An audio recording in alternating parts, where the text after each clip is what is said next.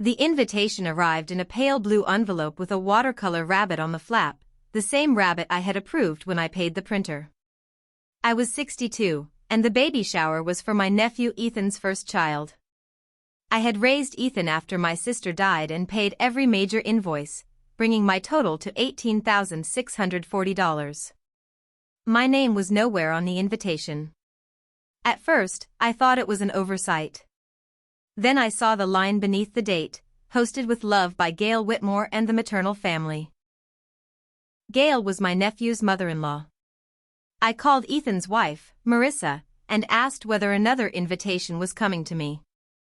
She paused just long enough to make the answer hurt.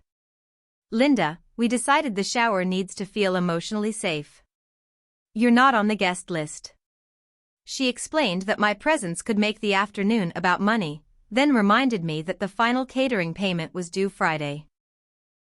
Marissa did not understand that I had spent 38 years in payroll and contract administration. I had kept every page. If family loyalty required me to finance my own exclusion, what exactly did they think I owed them next?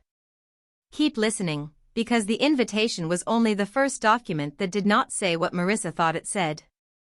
The role I had always played. I became Ethan's guardian when he was 11. My younger sister, Rachel, died after a fast-moving illness that left the whole family disoriented and one little boy carrying a duffel bag into my two-bedroom house in Columbus, Ohio. His father had disappeared years earlier, and there was no serious debate about where Ethan would go. I was unmarried, steady, and already the person everyone called when a bill was late or a plan had fallen apart. I did not think of taking him in as a sacrifice. Rachel had been my closest friend, and loving her son felt like a continuation of loving her. I moved my home office into the dining room so he could have the second bedroom, attended every school meeting, and pretended not to notice when he wrote Aunt Linda on forms that asked for mother. Ethan grew into a thoughtful, cautious man. He became an insurance adjuster, the kind who returned calls and read the entire policy before telling someone what was covered. He disliked conflict so much that he often confused peace with postponement. That was the weakness we shared. I handled problems by solving them before anyone else felt their weight. Ethan handled them by hoping reasonable people would eventually calm down. For years, that arrangement made us close. He called every Sunday. He replaced the loose boards on my back steps without being asked.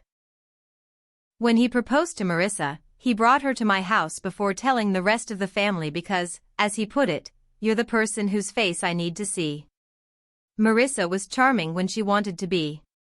She had quick eyes, an easy laugh, and a talent for making ordinary plans sound like the beginning of a beautiful new life.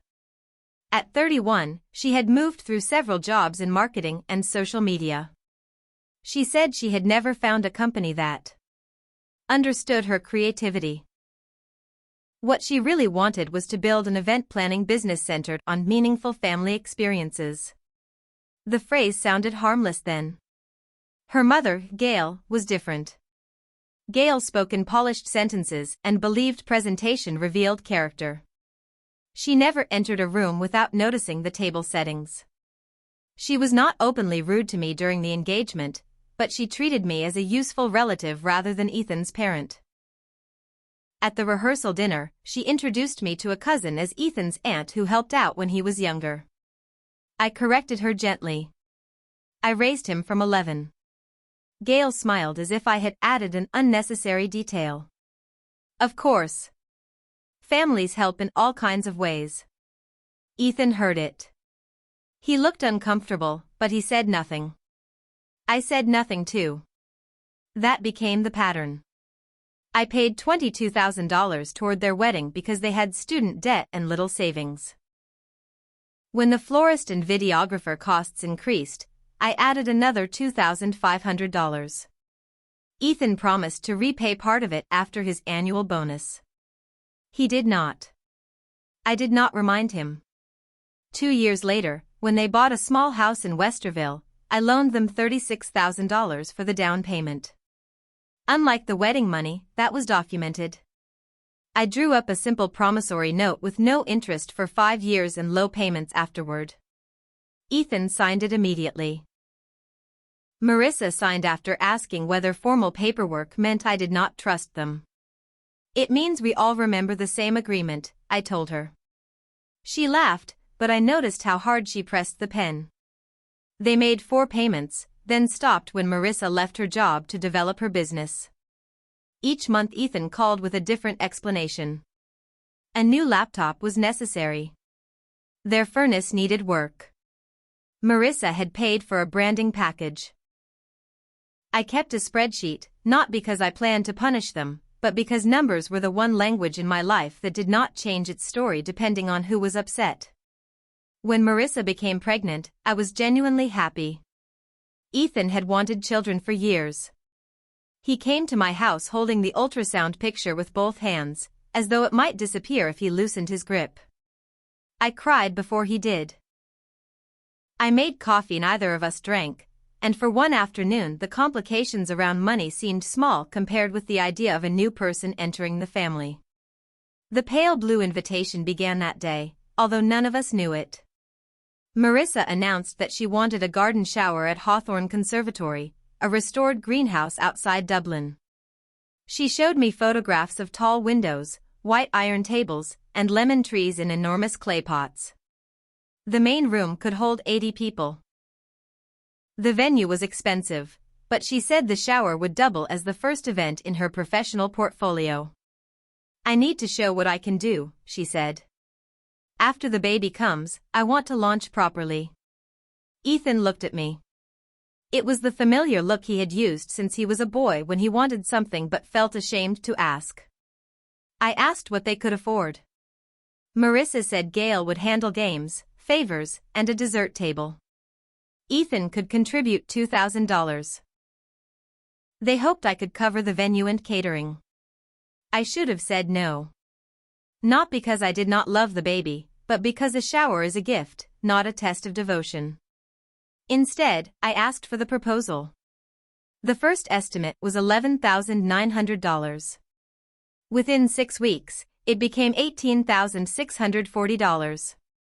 The changes arrived one by one: upgraded linens, a photographer, a floral arch, custom place cards, a second entree, valet service, and a printed invitation designed around a watercolor rabbit. I paid because each item seemed smaller than the argument that would follow if I refused. That was my emotional weakness. I could negotiate a vendor contract without blinking, but when Ethan sounded tired, I became the woman who had once promised a frightened 11-year-old that he would not lose another home. Priya Shah, the event manager at Hawthorne, sent the contract to me because my card paid the deposit. She was direct, organized, and careful. During our first call, she said, "Miss Carver, because you are the contracting client, changes and cancellations require written authorization from your email address. Guests may coordinate details, but they cannot bind you financially." I appreciated the clarity. I signed every page and saved the PDF in a green folder beside my desk. At the time, the folder felt like an administrative formality. Later, it became the first solid thing I held when the family story began shifting under my feet. Marissa chose the rabbit invitation during a planning lunch at my house. She held the sample against the sunlight and said it looked gentle, expensive, and not aggressively gendered. I paid the printer $486. She promised to save the first finished copy for me. For the next month, I did what I had always done. I answered vendor questions. I compared menu prices. I transferred money on time. I listened while Marissa described the shower as the event that would establish her reputation. What I did not realize was that she had started removing me from the story long before she removed me from the guest list. The betrayal they thought I would accept. The invitation came on a Tuesday afternoon. I had spent the morning reconciling volunteer accounts for a neighborhood food pantry, then stopped at the mailbox before carrying groceries inside. The pale blue envelope looked familiar enough to make me smile. That smile lasted perhaps 5 seconds. The front of the invitation listed Marissa and Ethan's names in gold lettering. The back included parking instructions, a registry link, and the line naming Gail and the maternal family as hosts. There was no mention of me. More important, there was no small card with my assigned table, which Priya had told us would be included for immediate family. I read it twice. Then I called Tessa. Tessa was Rachel's daughter from an earlier relationship and Ethan's older half-sister. She was 39, practical, divorced, and raising 2 teenagers. She had grown up mostly with her father but spent summers with Rachel, which meant she and Ethan loved each other without ever developing the easy habits of siblings who shared a home. Tessa did not soften facts to protect anyone. "Did you get your shower invitation?" I asked. "Yesterday." "Why? Was there a table card inside?" She hesitated. "Yes. Table 2. Aunt Linda, what's wrong?" I told her what mine contained. Tessa went quiet, then said, "Maybe yours is different because you're hosting. It says Gail is hosting. You're paying. Those are apparently different things." She offered to send a photograph of her enclosure. The card read, "Please present this card at check-in. Table 2. Doors open at 1:30 p.m. My envelope had no card. Ethan did not answer, so I called Marissa and gave her the chance to say there had been a printing error. She answered brightly. "Did it arrive?" "Yes. The invitation is lovely. There isn't a table card in mine." The brightness disappeared from her voice. "Right. I was going to call you." "Then call me now." She exhaled. "Linda, the last few planning conversations have been tense. Mom and I talked, and we think the shower needs to feel emotionally safe for me." "What does that mean?" "It means I don't want to be worried about criticism all day." I searched my memory. I had questioned the cost of imported peonies and asked why the photographer needed a meal, but I had not raised my voice. I had not insulted her. I had approved every final choice. "Are you saying I am not invited?" We decided to keep the guest list to people who can be fully supportive. There were 76 names on the seating draft. Former coworkers, neighbors, women from Gail's tennis group, and 2 social media creators Marissa had never met in person were considered fully supportive. The woman paying the invoices was not. "Does Ethan agree with this?" "Ethan understands that stress is dangerous during pregnancy." That answer told me he had not agreed so much as failed to stop it. I kept my voice level. "The final catering payment is due Friday. Do you expect me to make it?" Marissa sounded offended by the question. "The shower is for the baby. You're not going to punish your grandnephew because you feel excluded." "I do feel excluded. I am excluded. This is exactly what I mean. Everything becomes a transaction with you." I looked at the invitation again. A transaction is when someone expects $18,640 from a person they refuse to let enter the room. She did not answer immediately. Then she said, "I knew you would make this about money." That sentence was carefully prepared. She had likely said it to Ethan, Gail, and anyone else who might question the arrangement. It transformed my payment from generosity into evidence against me. If I continued paying, I proved love. If I stopped, I proved I had never loved them without conditions. "I need to speak with Ethan," I said. "He's working. Please don't upset him. He is 34 years old. He can survive a telephone call." Marissa ended the conversation by saying, "The caterer still needs confirmation by Friday at noon." Not goodbye. Not "I'm sorry." A deadline. Ethan called 40 minutes later. He sounded exhausted before I said a word. "Aunt Linda, can we not turn this into a war? I received an invitation to an event I am not allowed to attend. Marissa is under a lot of pressure." "From whom?" From the pregnancy, the business, everything. She thinks you'll be watching for mistakes. I have been fixing those mistakes and paying for them. He lowered his voice. That's why she feels judged. There it was again. The help itself had become the offense. I asked him whether he wanted me at the shower. He took too long. I want everyone to get along, he said. That was not my question.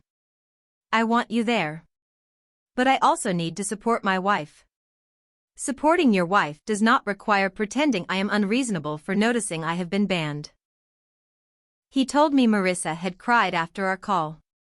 He said Gail believed my presence would make guests uncomfortable because of recent financial tension.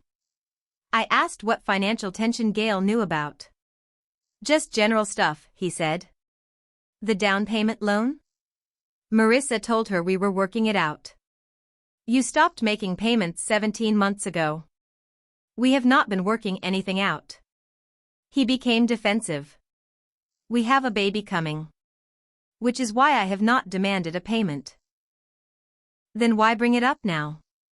I almost laughed, not because anything was funny, but because the logic had folded in on itself. I was not allowed to mention the unpaid loan when they used it to describe me as financially controlling. I asked him one more time whether he expected me to pay the final $4,920 catering balance. I thought that was already decided, he said. So was my attendance. He said, please don't do something you'll regret. After we hung up, I placed the rabbit invitation in the green contract folder. It no longer looked gentle. It looked like a receipt for my own erasure.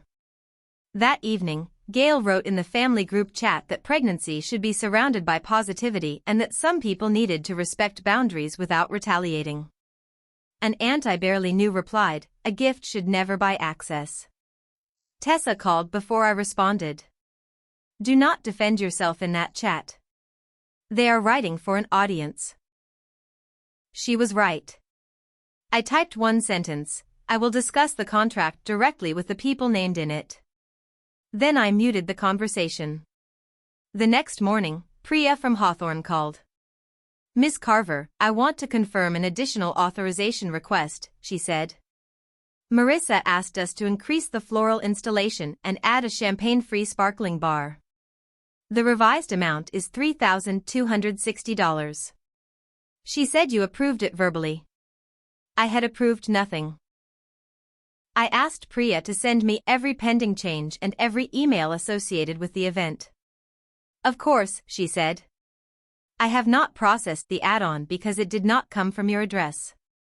That call changed the shape of the problem. Being excluded was painful. Being expected to pay was exploitative.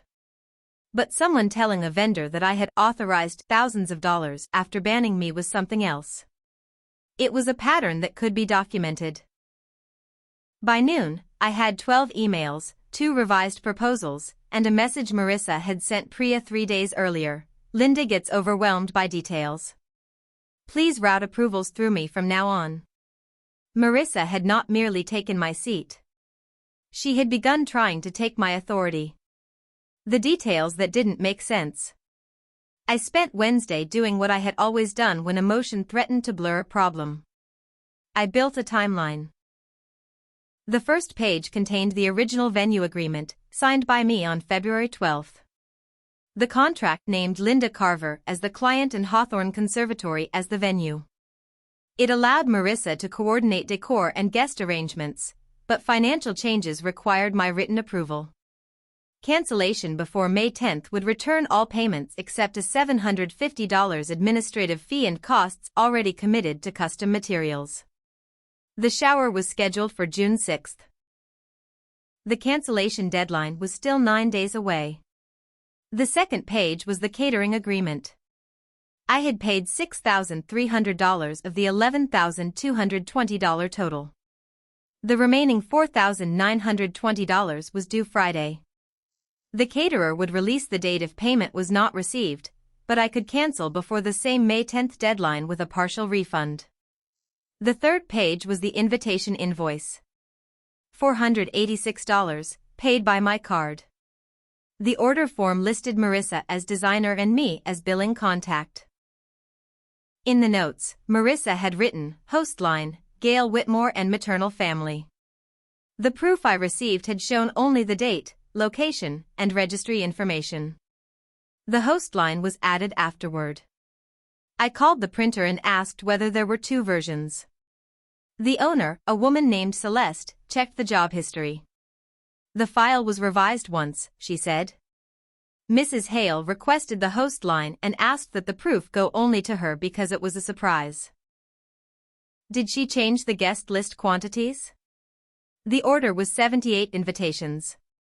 One was marked courtesy copy, no entry card. Who was that for? Celeste hesitated, then said, the label says Linda Carver. I thanked her and asked for a copy of the order notes. She sent them within 10 minutes.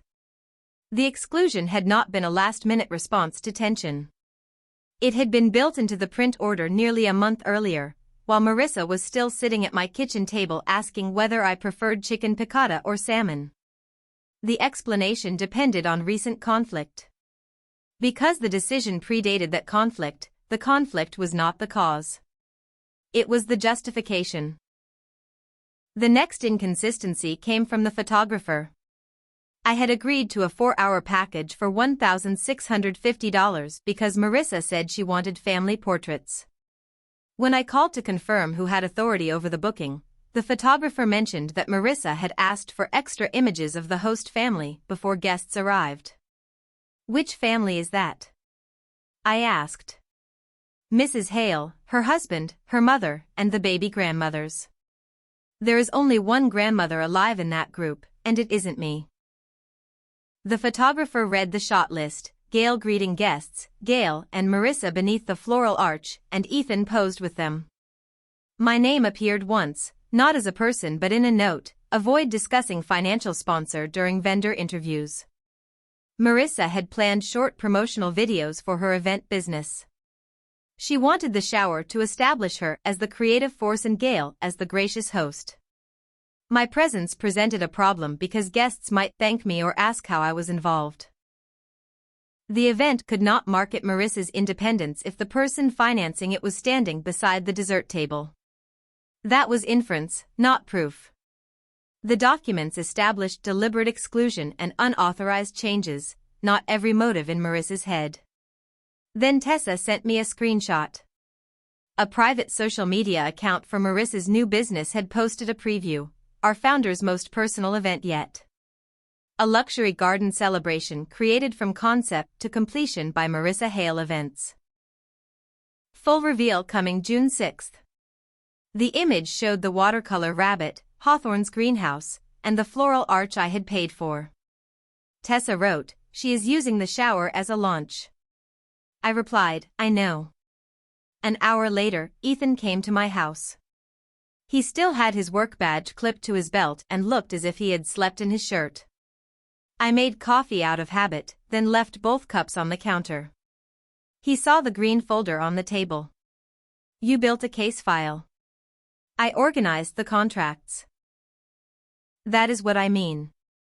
The printer was told a month ago to send me a courtesy invitation without an entry card. He looked away. Did you know? I asked. Not that early. When did you know? Last week. And you said nothing while I approved the catering menu on Monday. He rubbed his forehead. Marissa said she would talk to you. She talked to me after the invitation arrived. I know it looks bad. It is bad, Ethan. Looking is not the issue. I showed him the unauthorized add-on request and the email saying approval should go through Marissa because I became overwhelmed. He read it twice. She probably meant she was trying to help. She told a vendor I approved $3,260 that I had not approved. Nothing was charged. Because Priya followed the contract. He pulled out a chair but did not sit. What do you want me to do? He was asking me to design his integrity for him. I want you to tell your wife that I will not fund an event from which I am banned. I want you to acknowledge that the exclusion was planned before the explanation you gave me. And I want no one to represent that they can authorize charges in my name. He said Marissa would see that as an attack on her business. I told him her business could not be built on my credit card. Then he said something that revealed how far the family story had moved without me. Gail says you promised this as a gift. I promised to host a shower. Marissa thinks hosting means paying, not controlling the guest list. I am not trying to control the guest list. I am asking why the host is forbidden to attend. He finally sat down. Because she thinks you'll tell people you paid. There it was. Not safety. Not stress. Not criticism. Image. Marissa believed that if I stood in the room, the truth of the event would become visible. She wanted the generosity without the giver, the money without the history, the photograph without the person outside its frame. I asked Ethan whether he thought that was fair. He stared at the invitation in the folder. No. It was the first direct answer he had given me. Then fix it, I said. He promised to speak with her that evening. At 9:30, he called. Marissa would not add me to the guest list. Gail believed changing the decision would reward financial pressure. They still expected the final catering balance because canceling would embarrass them and damage Marissa's business before it launched. I asked Ethan what he believed. I think everybody has made mistakes, he said. That was his refuge. If everyone had made mistakes, no one had to be accountable for a specific choice. What mistake did I make? I asked. You keep records of everything. It makes people feel like they owe you. They do owe me. There is a signed loan. See? This is why Marissa feels the way she does. After we hung up, I opened my spreadsheet. The unpaid down payment balance was $33,600. The shower payments already made totaled $13,720. The pending balance and requested add-ons would bring my immediate exposure above $22,000. The numbers could not measure Ethan's love. They measured what my fear of losing him had cost. The following morning, another email arrived from Priya. Marissa had asked whether the venue could accept a different card for the final balance while leaving my contract in place. The card belonged to Hale Family Events LLC. Priya had run a standard authorization check and learned the business card could not cover the amount. She had not attempted the charge. Marissa was looking for a way to preserve my liability while presenting herself as the payer. I called Priya and asked a simple question. Can the contract be transferred to Ethan and Marissa if they reimburse what I have paid and assume all remaining obligations? Yes, she said. We would need a signed assignment, proof of payment, and a replacement card by noon Friday. That gave me a fair solution. It also gave them a deadline. The truth I could no longer ignore. Before I made any final decision, I wanted to understand whether I was responding only to humiliation or to a larger pattern. Anger can be accurate, but it can also make every old memory look like evidence.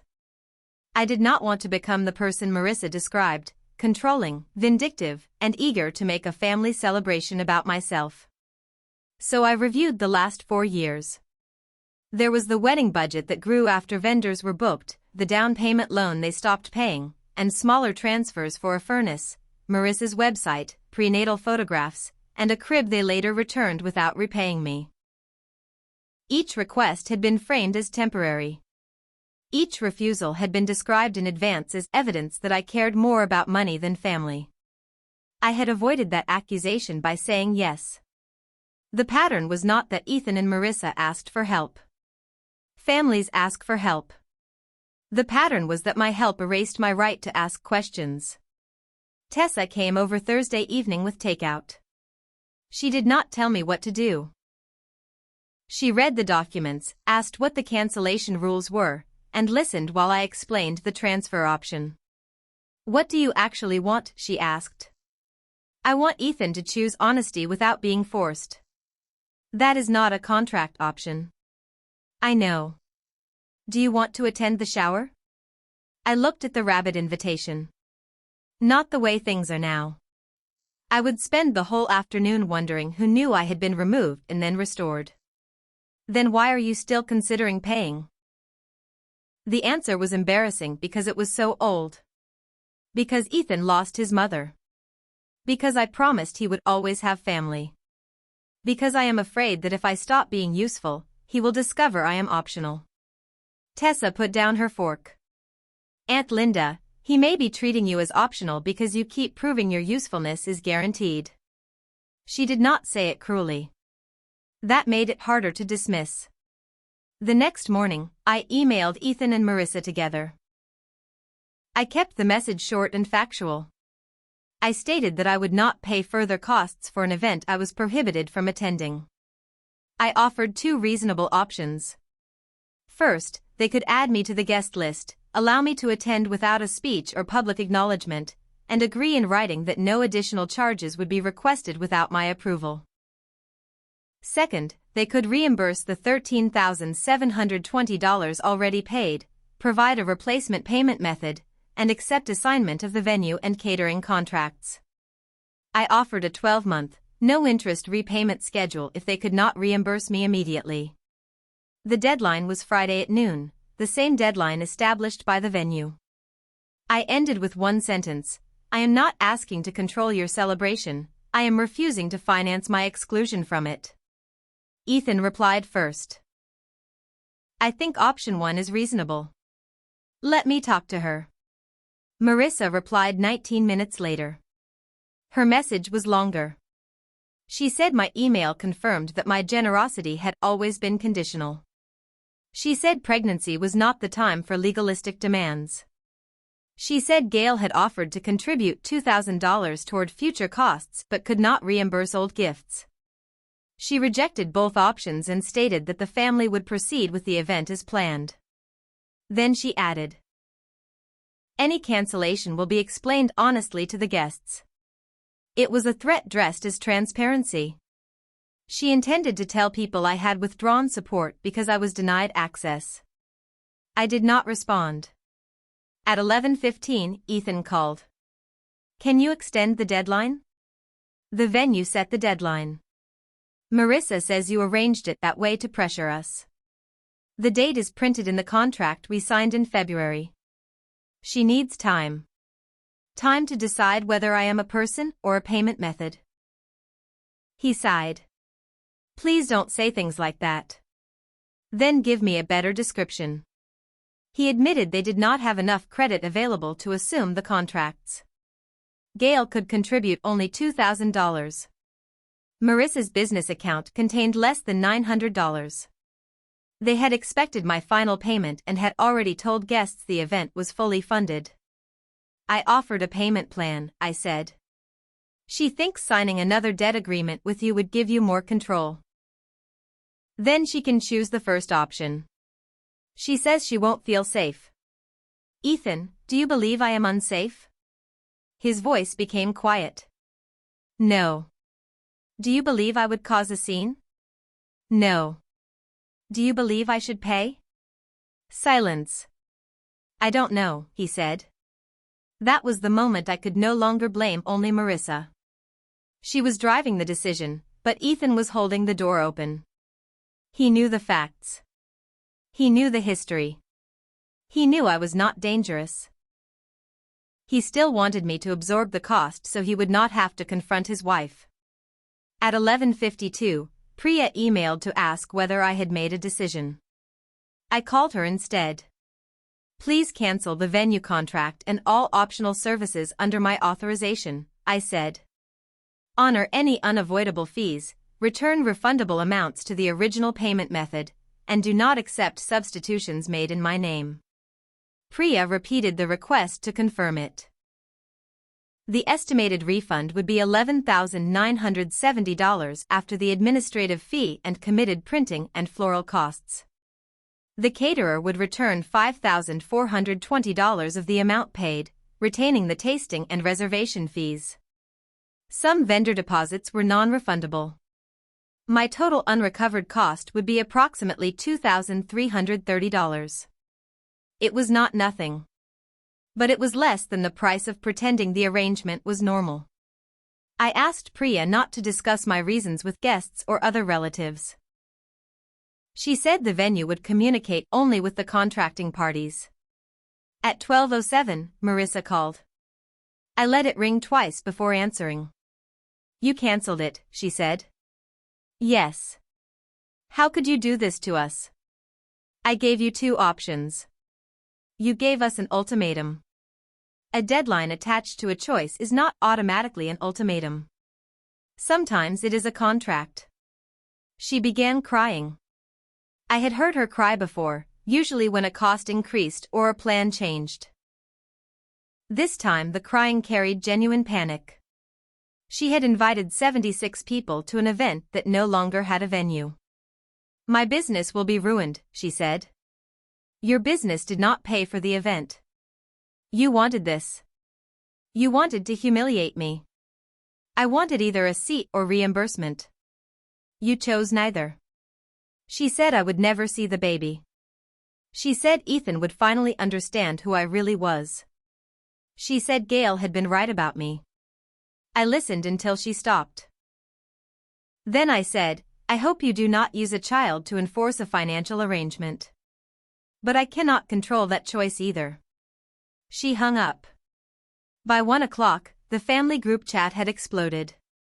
Marissa announced that I had cancelled the shower because she protected herself from toxic behavior. Gail wrote that they were devastated but would rebuild. Several relatives sent messages calling me cruel.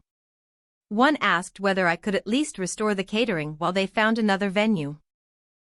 I did not defend myself publicly. Instead, I sent Ethan the cancellation confirmation, the refund breakdown, the two options I had offered, and the printer's record showing my exclusion had been planned a month earlier. I wrote, I love you. I will not argue through other relatives. When you are ready to discuss the facts directly, call me. He did not reply for 4 days. During those 4 days, the cancellation exposed another truth.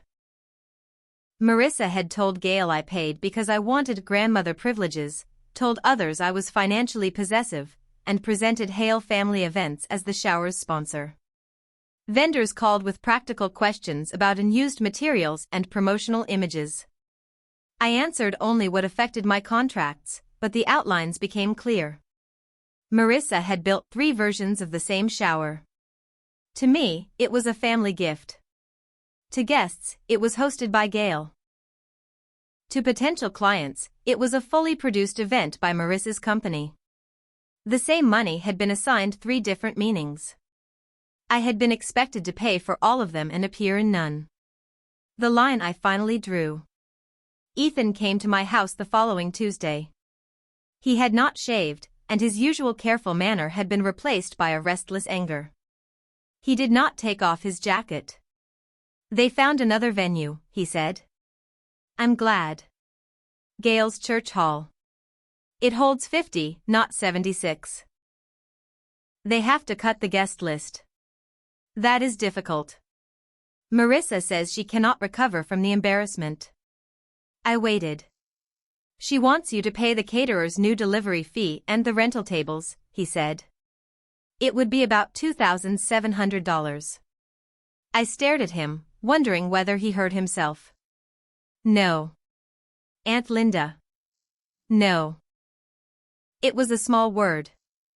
I had used thousands of words over the years to avoid it. He paced toward the window.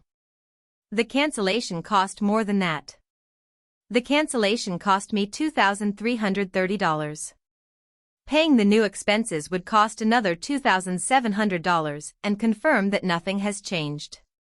This is still your family. That is why I offered a fair solution before canceling. He said Marissa believed the options were designed to force her to include me. I agreed that one option required my inclusion. The other required them to assume their own event. She could not afford that, he said. Then she could not afford the event. He flinched as though I had insulted her.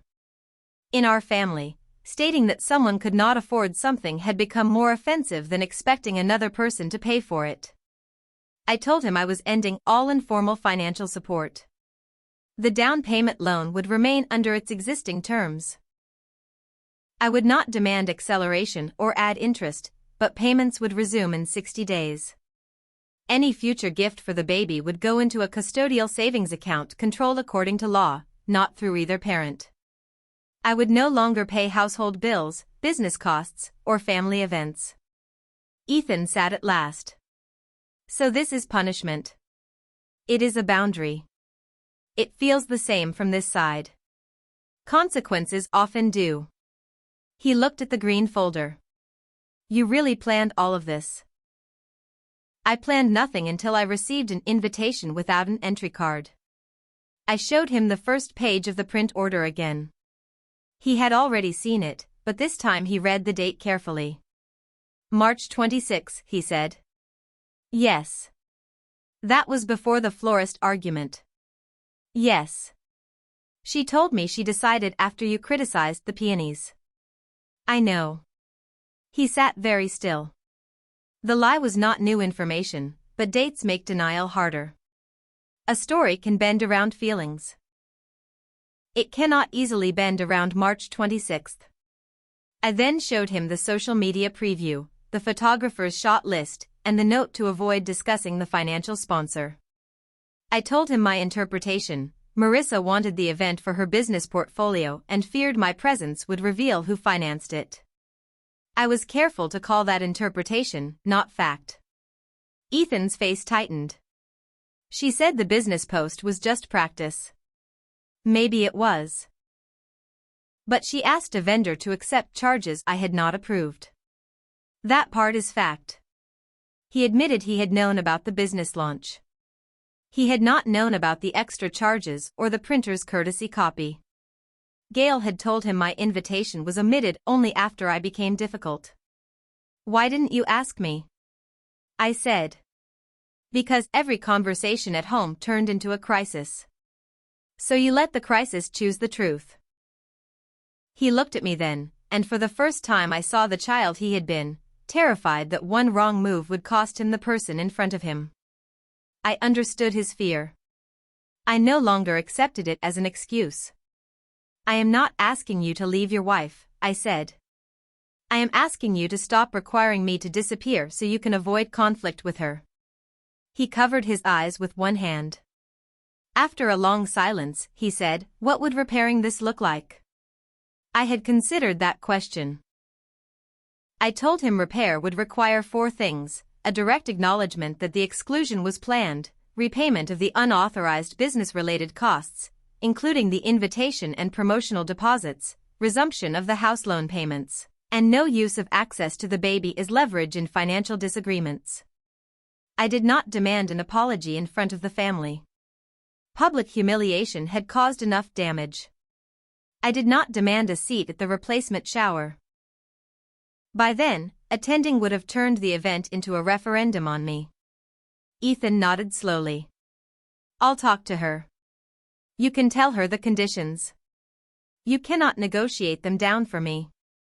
Before he left, he picked up the rabbit invitation. Why did you keep this?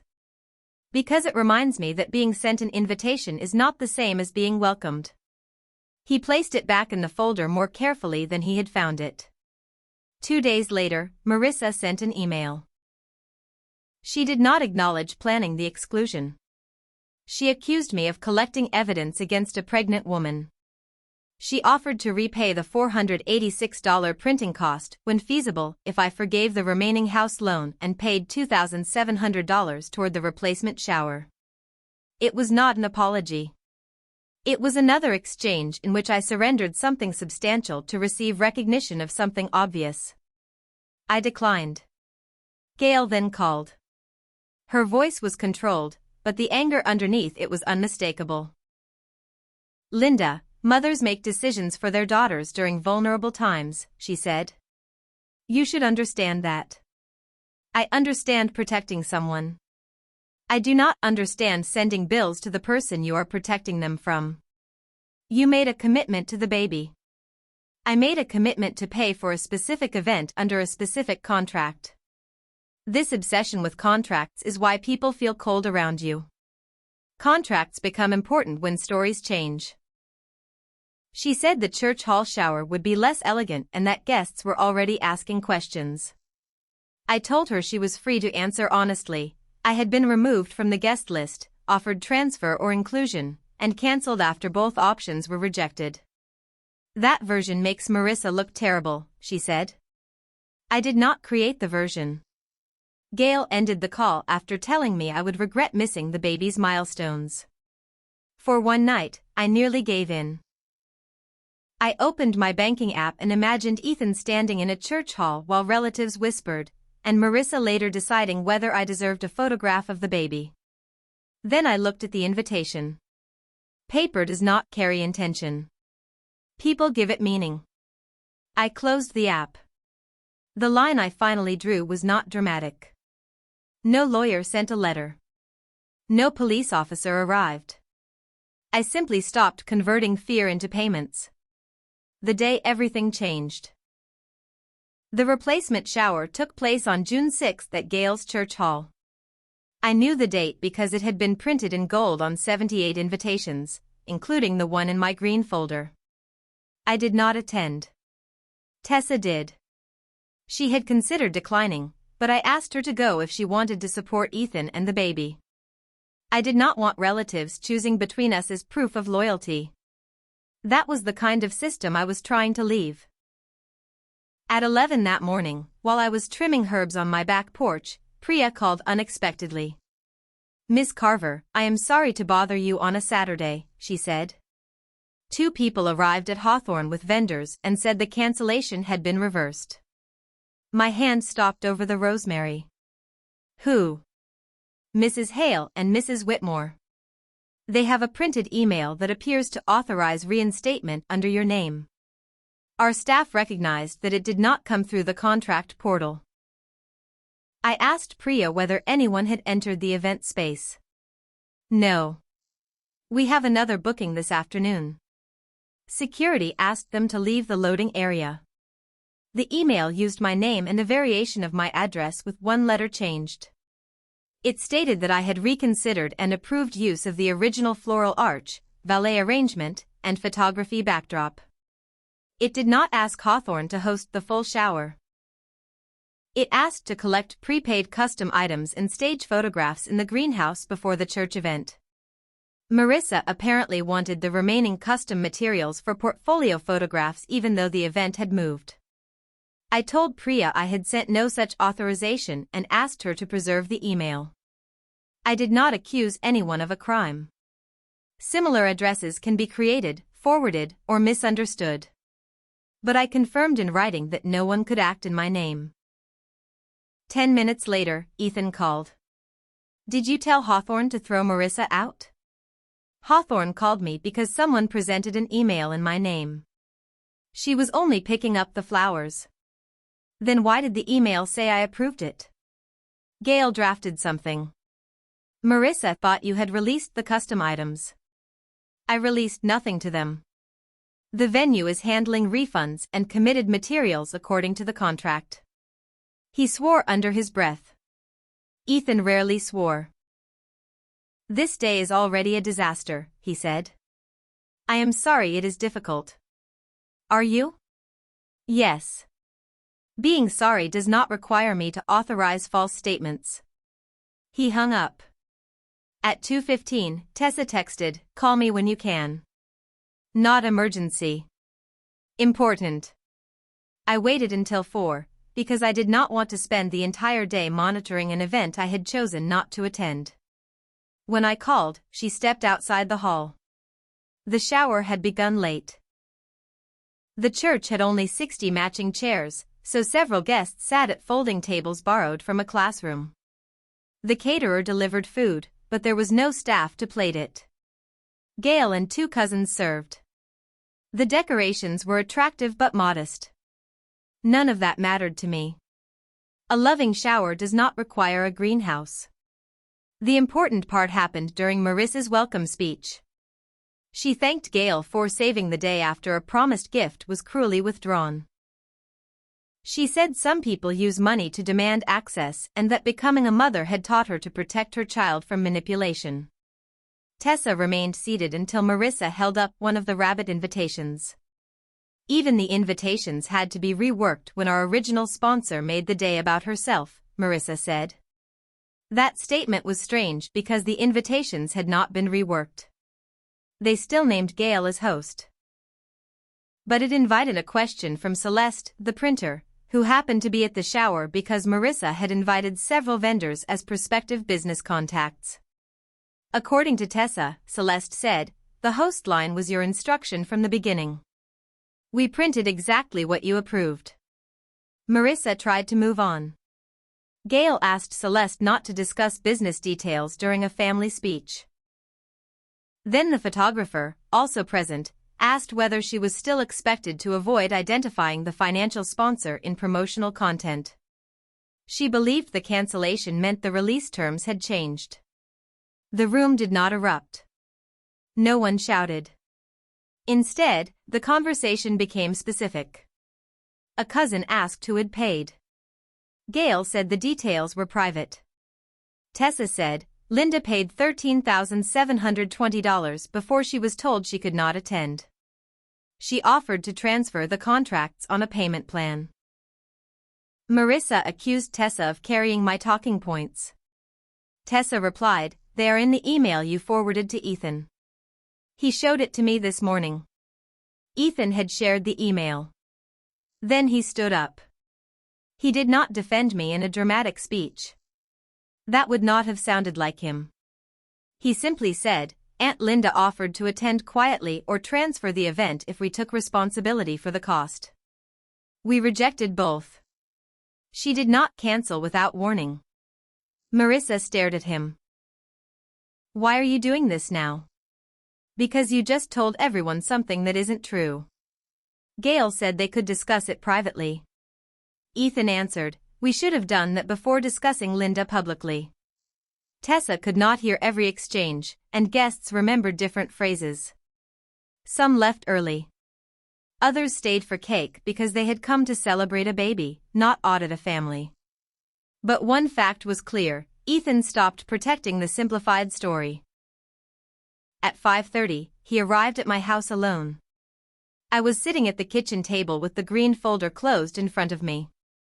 He looked more tired than he had the week before. I told the truth, he said. Tessa called.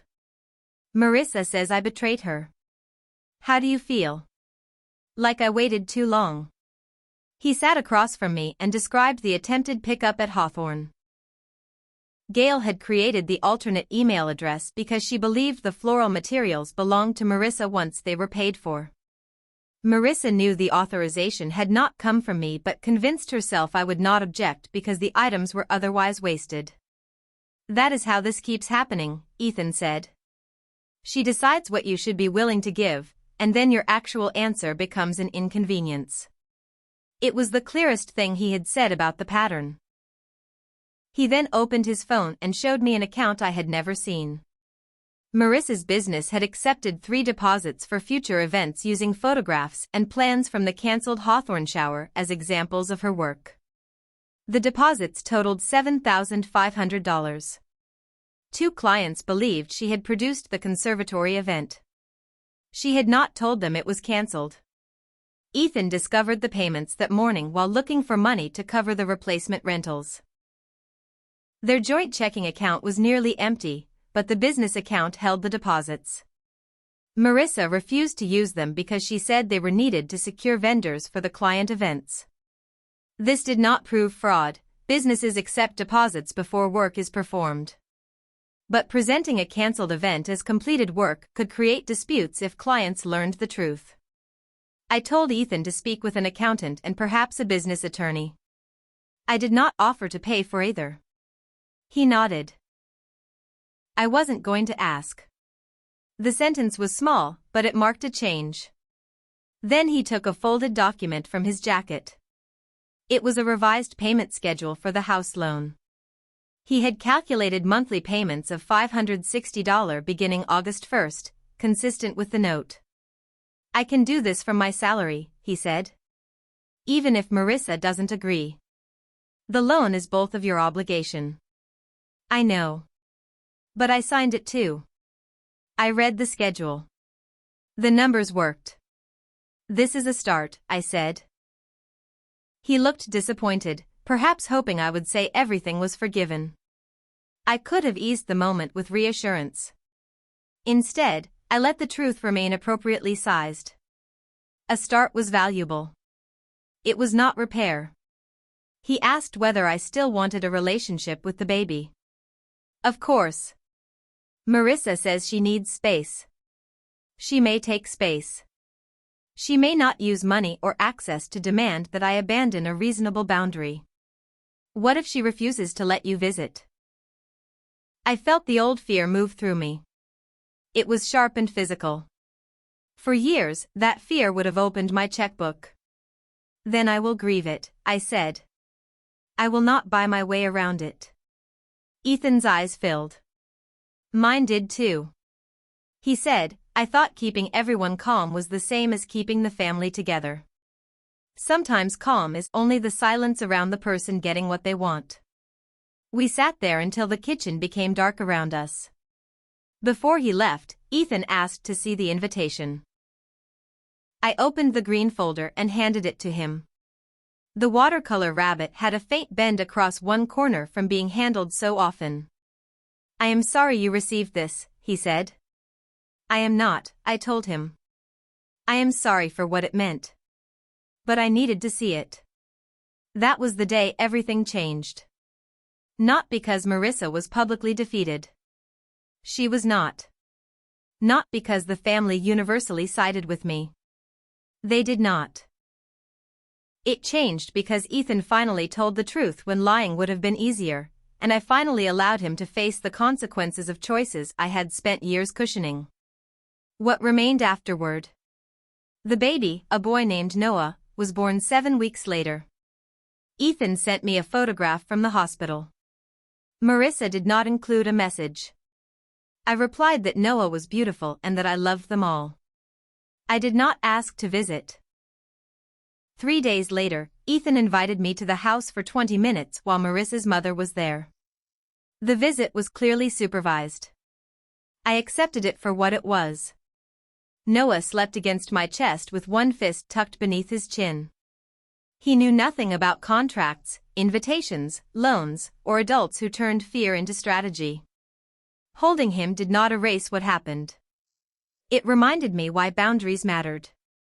Children learn family rules long before they understand family stories. Marissa remained distant. She never apologized for banning me or for the alternate email sent to Hawthorne. She did send $486 6 months later with the note, "Reimbursement for invitations." I acknowledged receipt without adding commentary. Her event business did not collapse, but the planned launch changed. 2 prospective clients asked for clearer portfolios and references. One withdrew. The other continued after Marissa revised her materials to describe the Hawthorne images as design concepts rather than a completed event. She began taking smaller jobs she could finance through client deposits and her own credit. Gail and I stopped speaking except at necessary family occasions. She continued to believe I had overreacted. I continued to believe she helped create the conditions that made the reaction necessary. Not every damaged relationship becomes wiser. Some simply become more accurately distant. Ethan made the first loan payment on August 1st and every payment after that for the next year. He and Marissa began marriage counseling after repeated arguments about the business account and the shower. I know this only because Ethan told me. I did not ask for details. They remained married. Repair is sometimes 2 people discovering whether honesty can survive inside a relationship built around avoidance. My relationship with Ethan changed too. He called less often at first, but the calls became more direct. He stopped asking for money indirectly through stories about emergencies. When his car needed a transmission, he told me he had arranged a payment plan before mentioning the problem. I realized how much of our closeness had been organized around my ability to rescue him. Building something different felt awkward, slower, and more real. I opened a custodial investment account for Noah with an initial deposit of $2,500. Ethan received the paperwork. Marissa did not control withdrawals, and neither did I beyond the legal terms. The account was not a reward for access. It was a gift with a structure that would outlast our moods. As for the refunded shower money, I used part of it to replace my aging roof. I donated $1,500 to a local program that supplies car seats and diapers to new parents leaving temporary housing. The remaining amount returned to my savings. I kept the rabbit invitation. For months, it remained in the green folder beside contracts and receipts, proof of the day I was told love should keep paying after dignity had been removed. Eventually, I took it out and placed it in a small memory box with Rachel's photograph, Ethan's first school picture, and the hospital bracelet he wore when he came to live with me after his mother died. That may sound strange. The invitation had hurt me. But it also marked the moment I stopped confusing endless access to my resources with permanent belonging in someone's heart. I had promised Ethan he would always have family. I still meant it. What I had never promised was that family could use me without limit, rewrite my role, or threaten me with absence whenever I asked for honesty. Noah is 18 months old now. When I visit, he reaches for my glasses and laughs when I move them out of reach. Marissa is polite. Sometimes politeness is the first bridge. Sometimes it is the final boundary. I do not yet know which one this will be.